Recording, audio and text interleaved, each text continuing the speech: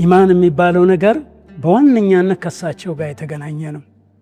የኩፍርና የኢማን መለያ እሳቸው ናቸው። አህሉል ኪታብ በአላህ አንድነት የሚያምኑ አህሉል ኪታቦች ነበሩ። አይሁዶች ከዚህኛውም ወገን እንደዛ አይነት አህሉል ኪታቦች ነበሩ።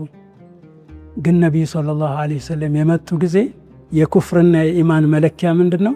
ላኢላሃ ኢለላህ ብቻ ማለት ሳይሆን ሙሐመድን ረሱሉላህ ማለት የኩፍርና የኢማን መለያ ናቸው።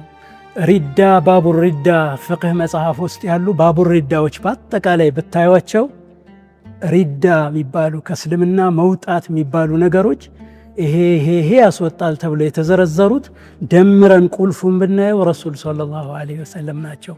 እሳቸውን መናቅ ወይ እሳቸውን ማስተባበል ሆኖ ነው የምናገኘው።